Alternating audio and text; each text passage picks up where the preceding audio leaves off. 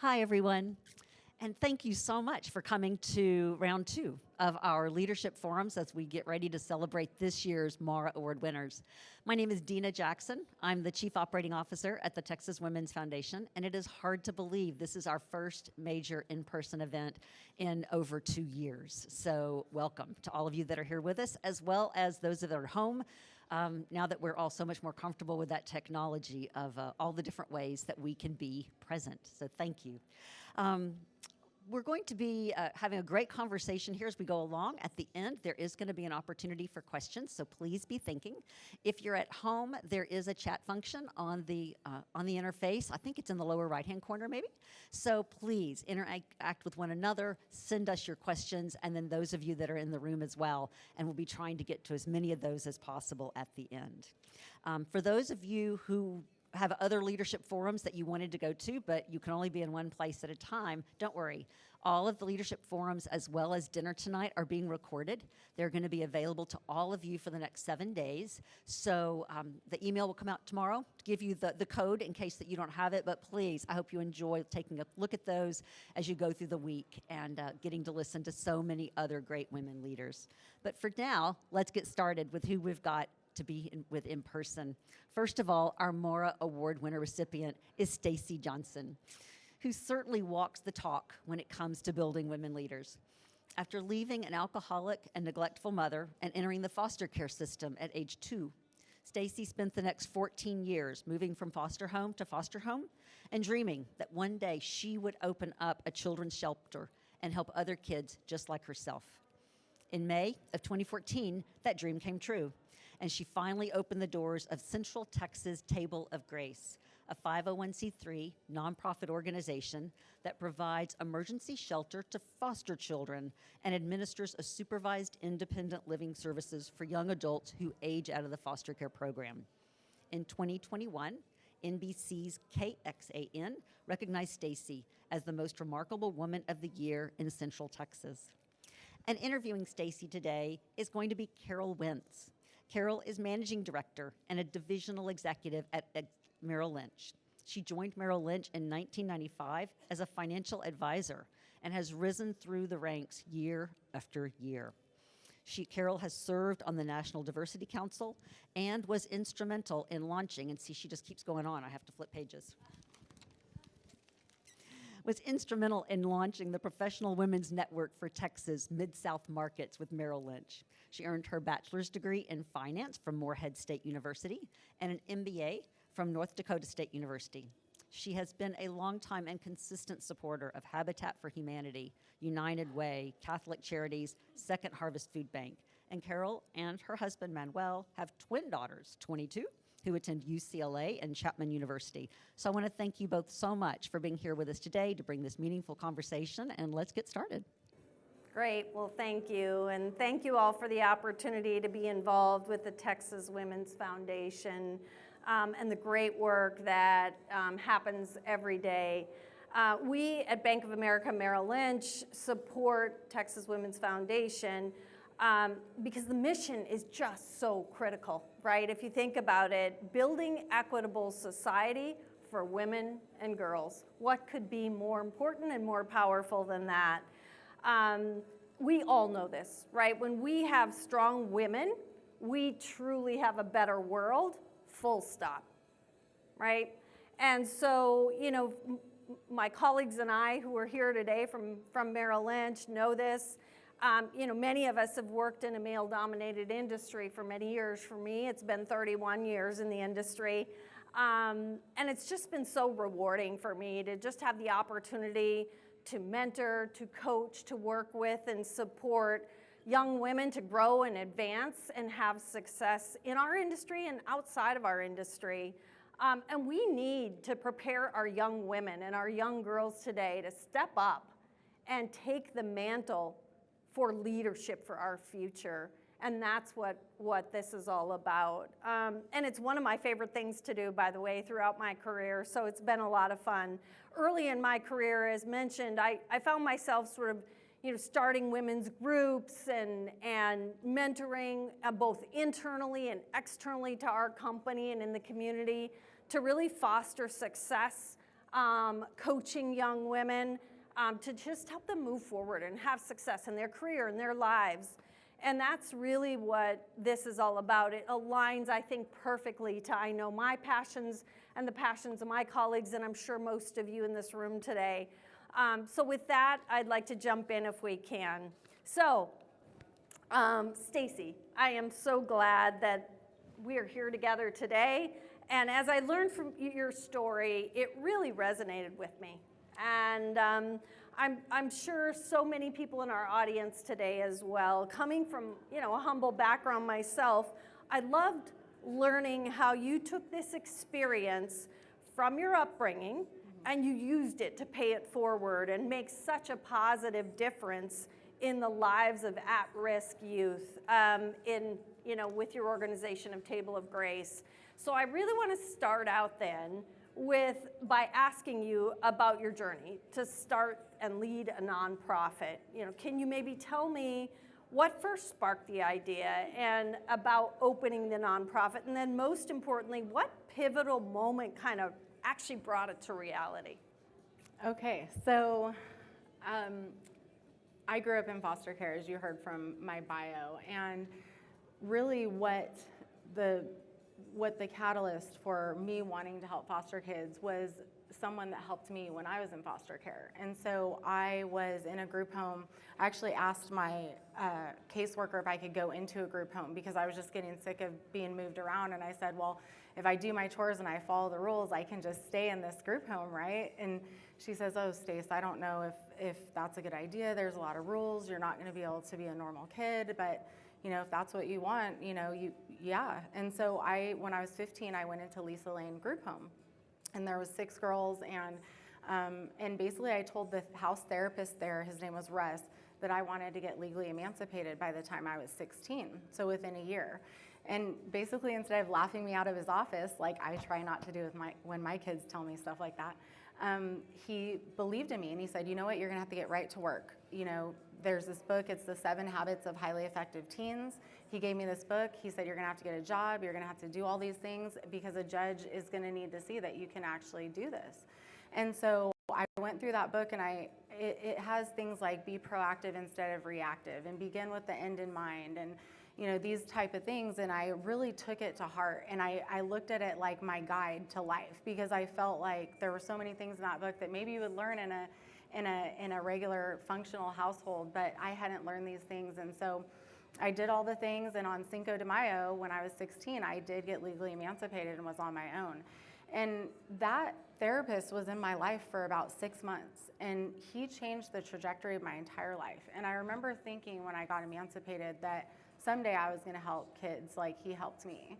And never really thought about it again. I actually became a financial advisor when I was 20, was successful. And then when I moved to Texas, I don't know why I did this. It's kind of a funny story, but I started to date online. And I was my 3rd online date. And I told this guy, someday I want to open a group home.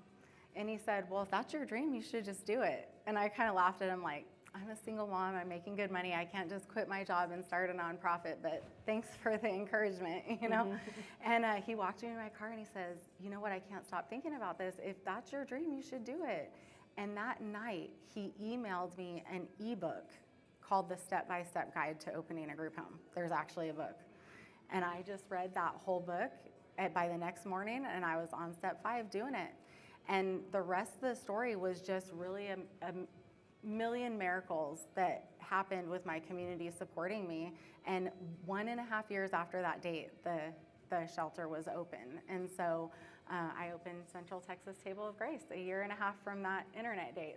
And then I married him like 7 years later. I love that. Yeah. Oh, that's great. Little online dating plug.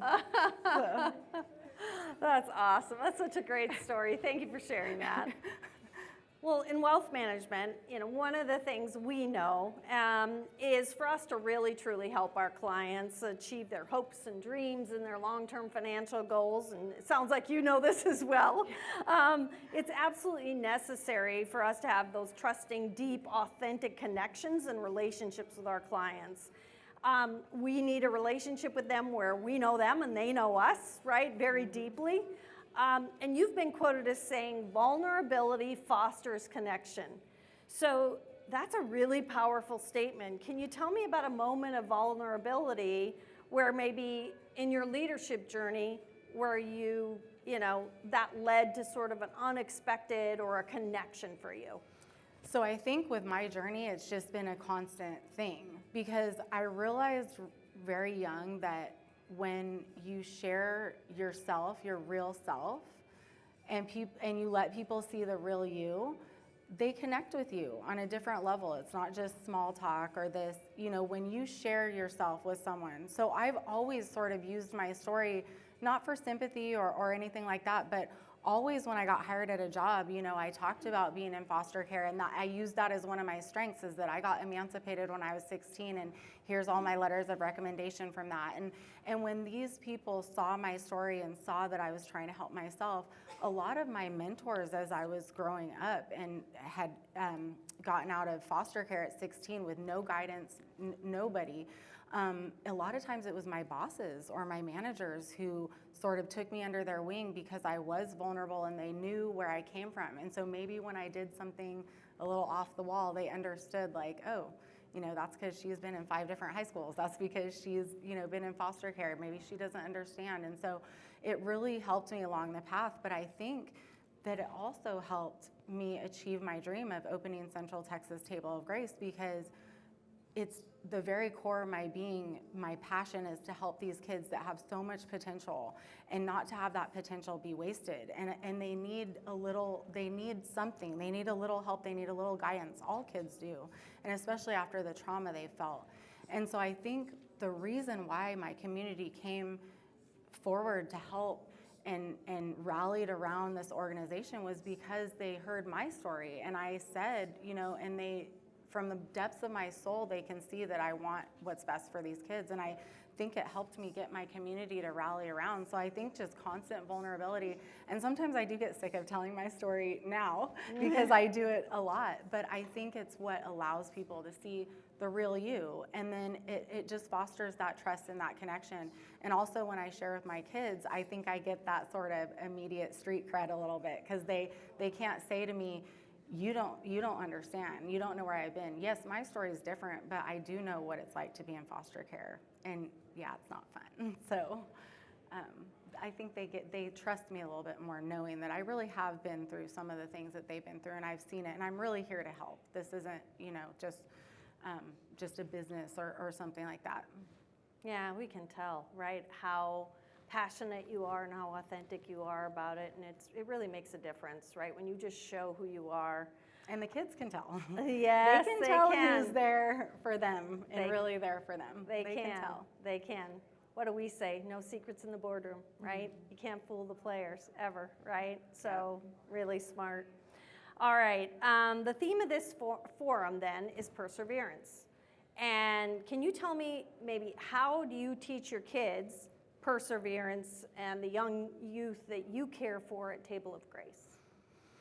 I do try to use my story for that as well. I do tell them my story when they come in. I try to meet all the new kids when they come in. Originally, when I opened the shelter, I was there cooking, direct care, doing all this stuff. But now it turns out that I have to raise so much money that that's pretty much the full-time job. And so, but I do try to meet all the new kids when they come in, and they do get to hear my story. And, I kind of use the illustration of I was on the cover of Austin Woman magazine. It's just a local magazine. It's just a little local magazine. But I'm on the front page and I'm on the cover. And so a lot of times when I tell my story, I hold it up and I say, if that therapist in that group home showed me this magazine and told me that someday that's who I was going to be, I would have not believed that for a second. I would not have believed him. I would have just thought he was crazy.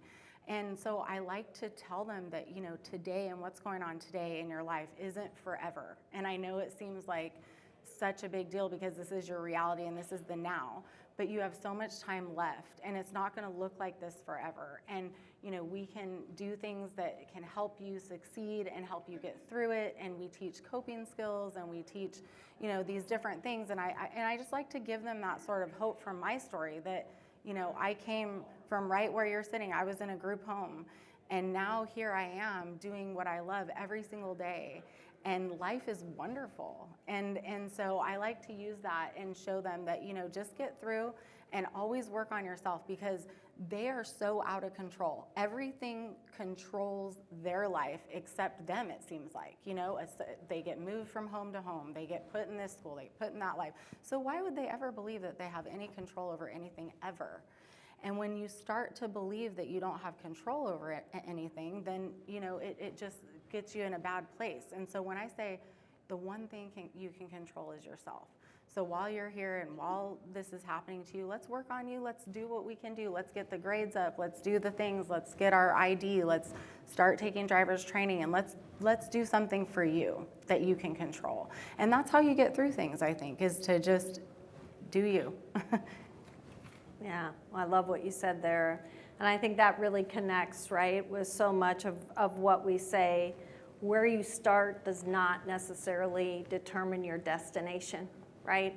And that these youth, these at-risk youth and young people in general, they can control their outcomes. They have the power, right? And for you and others like you that give your life to helping them find another way and having a different outcome than maybe what they even thought it could be is really exciting. And it changes their trajectory of their life in some cases, like it did for you, forever, right? Yeah. Powerful, powerful.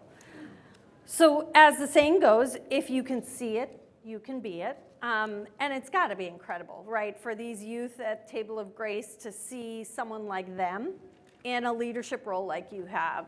So what skill maybe are you very intentional in showing as a leader of Table of Grace with these young folks? I don't know if it's a skill, but I really think there's never a bad time to be kind. And I think that I really try to emulate kindness with my employees, with the kids, with everybody, because I think that with kindness, so many things can be resolved. I think that just kind of being able to put yourself in someone else's shoes is really the key. And sometimes we don't understand someone else's journey. We're all on our own journey, and even if it's similar, we don't know what it's like. We don't, and everybody doesn't have the same story, the same experiences. So you may not understand a single thing, but if you can be kind, everybody understands kindness, and everybody can understand if you're coming from a place of kindness, then we can get somewhere. So I think kindness is just really important to show, and not weakness, but just kindness, and showing that you can put yourself in someone's shoes as best as you can and understand that they have a different experience maybe. And so I really try to emulate that as much as possible with my employees, with my kids, and for my employees to understand too that we practice trauma-informed care, and that might not look like what you do with your children or how you raise your children. It's not really the same. And so we really try to, be there for our kids and our employees in a kind way and an understanding way. And trauma-informed care, can you say another sentence about that? So trauma-informed care is just sort of the study of how to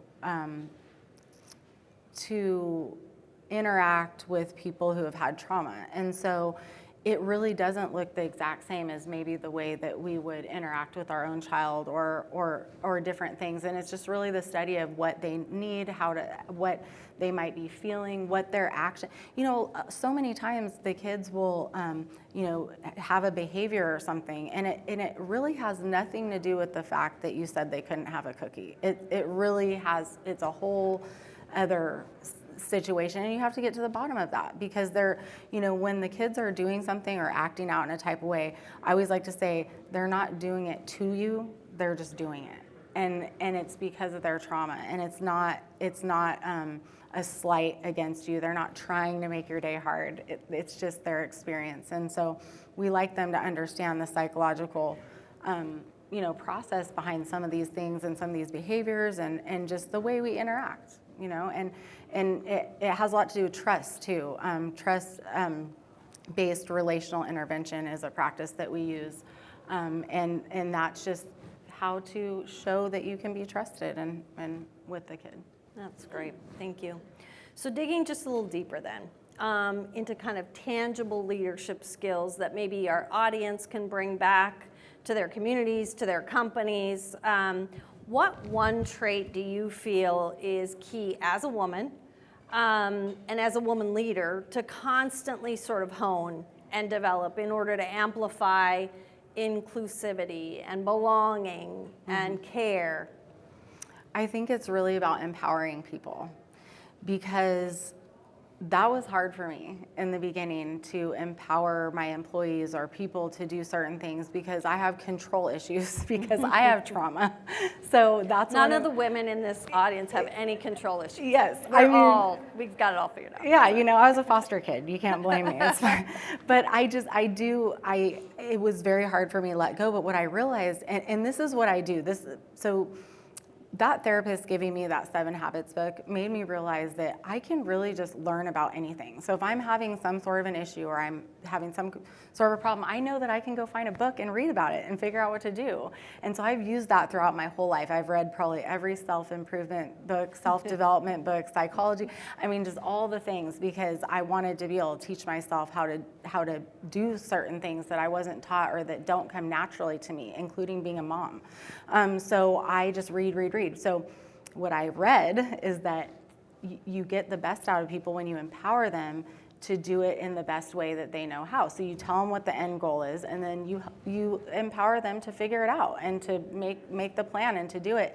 And I can't tell you how amazingly that works. To empower people, they come up with better ideas than I would have, or in different things, and just to empower them and saying, here's what I want the end result to be. And then they get excited. They get excited to do their job, and then they're proud of themselves, and it builds their self-esteem. And I think that promotes inclusivity and belonging, because you're trusting them to do it. You're not just micromanaging them or telling them what to do or bossing them around. You're saying, I trust you to figure this out and to make it happen. And I've got such great results. I have about 23 employees, but because of not knowing what I was doing when I started, I opened with 6 people. And out of those 6 people, 2 of them are still with me to this day, and this is almost 8 years later. And not a super, it's a very high turnover job, but I still have some of my people, and I think that's why, because I empowered them and they got excited, and they have their own relationship and their own things that they do. That's great. That's great. And certainly, I don't know if I speak for all of you, but certainly something I had to learn over my career was, you've got to empower people and let go, and my way isn't the only way, right?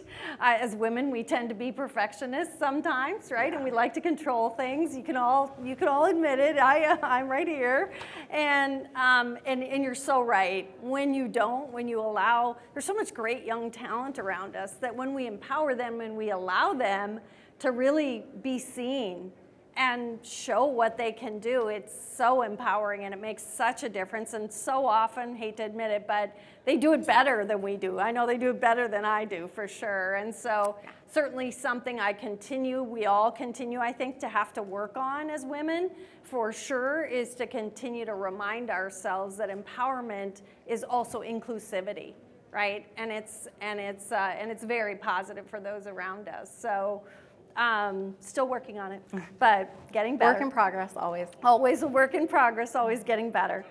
All right, so for our final question, Stacy, tell us what it means to you to be a recipient of the Morrow Women Helping Women Award and Texas Women's Foundation Young Leader Award. So this one actually does mean a lot to me because of the foundation that it came from. What this foundation does is so amazing, and so the fact that I was chosen, I'm really honored, and it does mean a lot to me. And I get a little embarrassed by these things, and I don't like talking in front of people, even though I do it all the time. It makes me really nervous, but I do feel really supported. I feel, I wasn't gonna cry, but now I'm gonna cry. I feel really supported by my community and by just by people seeing what I'm doing. I always joke that I always knew there were good people out there. I just never met any of them. And through this journey, I have met so many amazing people and just all the love and support I was missing as a child, I'm getting it now from my community. And it just feels so good. And I'm just so honored. And also, not to mention that by the hair of my chinny chin chin, because I turned 40 this year, I'm getting a young award, and this is probably my last chance at any young anything. So I actually feel good that I slid in there at the end, Perfect timing. Yeah, so it's good. That's awesome. That's awesome. All right, well, I think we're going to open it up. Yes, indeed. So, we've got a microphone in the back, so that way everybody that's at home can hear your question as well. Do we have any questions? And if not, I'm going to get started while you all think a little bit and percolate. Okay, so the Texas Women's Foundation advances our mission in 4 big ways. All right, so we do granting, we do research, we do programs like what you are here today, and the 4th one is advocacy. And I really started thinking about this, Stacy, as you were talking today, because foster care is in the news a lot right now. Mm-hmm. And it is an area where advocacy, policy advocacy, is seriously, seriously needed. And when the Texas Women's Foundation does advocacy, it's not that Dina from TXWF calls a legislative official or my board member does. It's because I have the power of all of the women and men that support us and that pay attention. And so if you could you tell us a little bit about, from a policy advocacy standpoint, what can any of us do in this room to help advance the care and ensure the future of the children that are in the foster system? So anybody can really do a huge variety of things, but just being in the know, first of all, of what's going on, and it is in the news, and just knowing what is actually going on, so that when there's awareness, things can be done. I think when we don't know what's going on, there's no action. So the very first thing is to just be informed, and be able. But there are a lot of different ways to advocate and to help organizations to advocate. I know we have the different agencies that do a lot of advocacy for foster care, and they always keep us updated on what's going on, and they let us know, and they even they can even help you write a letter and things like that. So there's a lot of different things, but the first step is just getting the information and knowing what's actually going on in the foster care system, because there's a lot of things you can do to help even when the policies aren't changing. There's things to do that help alleviate some of the problems. Yes, absolutely. And when we talk to people about being an advocate and talking with their elected official or at the local level or the state level, you do not have to be 100% expert, because the issues going on with foster care are very complicated, and the court cases have been very complicated. And you do not have to be a huge expert on this issue. If you are informed somewhat, it's really making that phone call to your elected official, sending that email, a little bit less effective, but still pretty good, and just letting them know, this is important to me. This is important to the children and the future of Texas, and I want to know, how are you helping? What are you doing about this? And so simply by helping to elevate this issue, we can make a huge difference. The Texas Women's Foundation has been funding through grants organizations specifically that work with girls that have aged out of foster care, like what you talked about. And so there's lots of different ways, but I would just say, help us and elevate your voice. There's so many things going on, and sometimes it's like, well, I can't track all this. I have to work. I have to be a mom. I have to be a wife, and all these other things. Pick a couple that are really important to you and that you really feel here, and you can follow those, and then you can really make a difference. And foster care may be it for you, because it certainly does need our voices to keep it top of mind. And Stacy, how can we best inform ourselves? If we want to get informed and know more, what is the best way? What's your advice there? I think getting involved in an organization that you care about.